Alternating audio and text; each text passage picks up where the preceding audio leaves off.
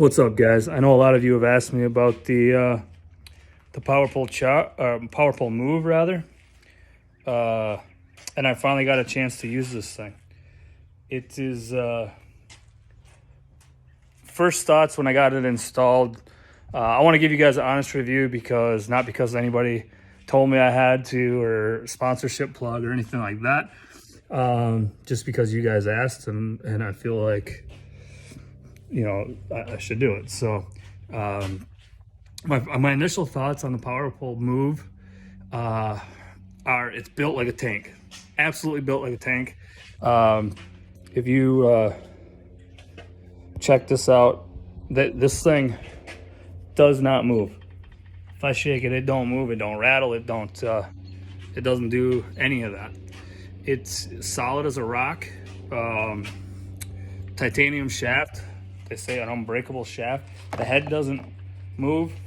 The mount, solid as a rock. It's got this extra mount underneath here, so you don't have to drill extra holes in your boat. That's called the universal mounting plate. It's 1/4 inch bolts in with 6 bolts, and then you put 6 bolts down through that. So very solid, easy to use. One complaint, or one thing I heard a lot when this thing first came out, and we saw it on the Johnston's boat and this, that, and the other thing, was the cable management. Boy, you'd think they'd come out with the cable management. Well, the reality is I thought the same thing. A part of me did anyway. And the cable management's actually pretty solid on this thing. And the reason I say that is, unlike Ultrex, as we evolve in the fishing world and we got 3 graphs up front, got the live scope, the 2 birds, one for 360, one for map and 2D, that type of thing. We have a lot of stuff in the front of this boat. And what this prevents is there is absolutely no cables going from my trolling motor pedal, which I'll show you here. Absolutely no cables going from this guy up to this trolling motor. So I don't have to fight with that. You can tuck all the cables down on the side here. Zip tie them in, real nice, real sleek, all the way down. This guy you leave a little loop in it. And these 2 here are for my 360. I will be the first guy, come tomorrow, I will be the first guy to have a 360 on this thing, and I'll totally let you know how that goes. It's in production right now as we speak. These are the clips off of my Ultrex. The shaft is skinnier on the power pole move side to put my baby girl's little rubber bands on here to keep them tight. But in a redneck engineering, whatever you want to call it, it worked. I will buy the ones that are made for it when they come out, because these are slick. You can raise the trolling motor up and down. I think these are the DD26 ones, but Amp Marine makes them too, and they've been absolutely phenomenal for cable management. Like I said, you can move the trolling motor up. You don't have to worry about undoing tape if you want to go real high, whatever. So I will post another video as well of me using this thing. I basically on full power and just to see how fast it'd go. 3.92 miles an hour is I think what she ended up. That's fast. This is a 921, a big boat, big heavy boat.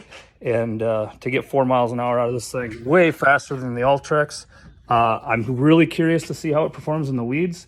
As everybody knows, anybody who knows me knows I like to be in the thick stuff. And I really, really be curious how it performs in the weeds. Now, as far as live sonar goes, so you guys see my Garmin live scope LVS 34 right here. I have it mounted right directly to the shaft. I might be investing in a 0-degree mount here.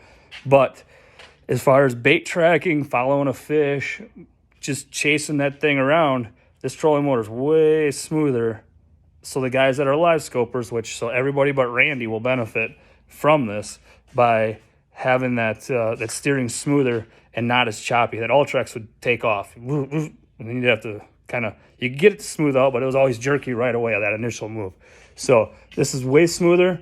It's going to make tracking baits, tracking fish, tracking anything with the live scope much easier. My only complaint right now about this thing is I don't have a 360 on it, but that'll change tomorrow. Other than that, guys, turning's good. It's a little bit delayed. It's not going to be what your Ultrex was. It's not what you're used to. The head on this thing is super small. As you can see, it's nice. It's down out of the way. When you're sitting in the boat, that thing is so low profile. The whole trolling motor sits lower and feels smaller on the front than an Ultrex. The mounting bracket's super sturdy. You know, one thing I hated with my other trolling motor was replacing bushings all the time in the pivot arms. Drove me crazy.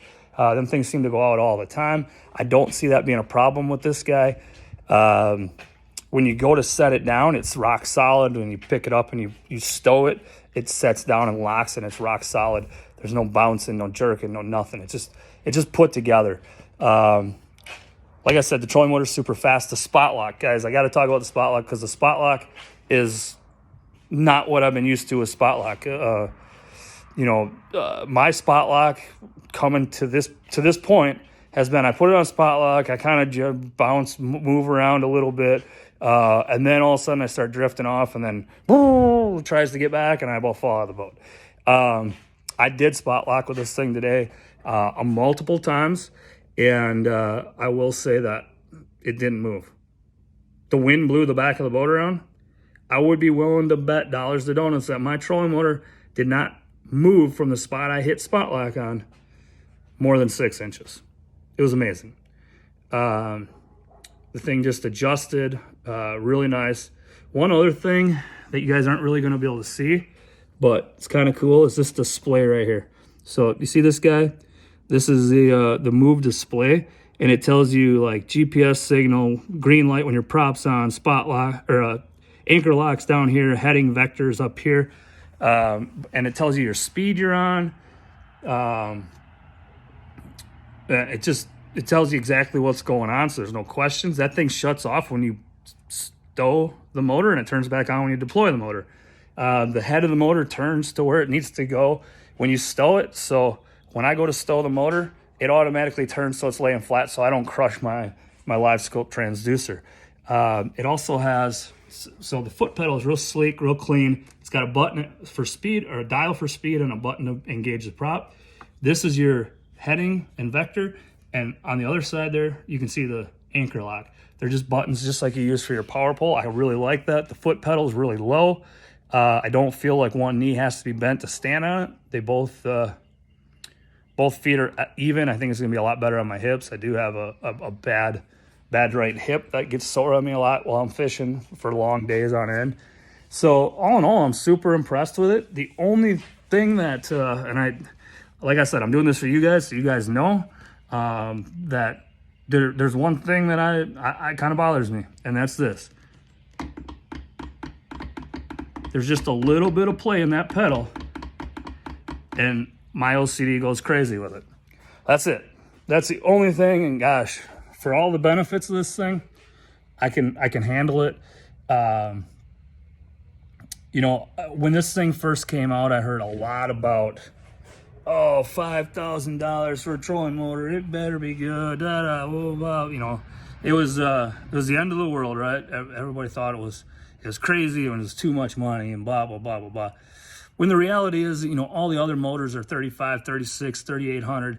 They aren't built like this thing.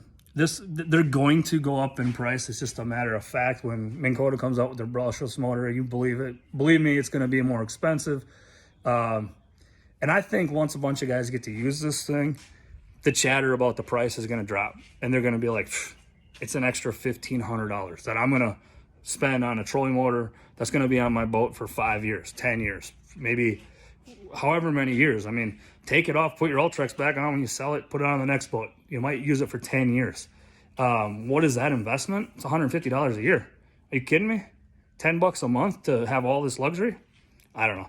I just don't see it being a big deal. And I think the chatter about it'll dissipate. The price isn't a bad thing. Anybody ever wants to try this thing out, you see me at the landing, you see me on the lake or on the river, wherever you see me, you want to come in and mess around with this thing, flag me down, jump in the boat, take her for a rip. It's pretty cool. You can use the live scope, try to track your bait, whatever you want to do. And yeah, don't be afraid to holler. After a tournament, something like that, grab me and we'll go for it and take you out and you can mess around with it. So hope you found this helpful. If you have any questions, feel free to reach out, shoot me a message, and I'd be more than happy to answer them. If I find anything else that's really cool, anything noteworthy, I will definitely let you guys know. One last thing before I do this. So this cord is just like a nylon rope, okay? It isn't much. When I saw it, I'm like, oh, there you go. So it's like, it ain't I don't know. It ain't nothing special, right? I'm like, I break metal ones on my ultra or my current trolling motor or whatever. And you can see right here how they do. It's like a pulley system, right? You can see 3 different ropes there. It is effortless to unlock and lift this motor. That rope is never going to break. Never. Not even a question. It's never going to wear out. It's never going to break. It isn't. You don't put any pressure on it. We'll see what it's like with a 360 on it, but I'll let you guys know. It'll be on here tomorrow. It'll be super cool. I might even market the bracket. I don't know. We'll see where it goes. But anyways, hope you found this video useful. Subscribe. I'm going to drop a bunch more videos. I'm going to get more dedicated to the YouTube thing. And reach out if you need to. Thanks, guys.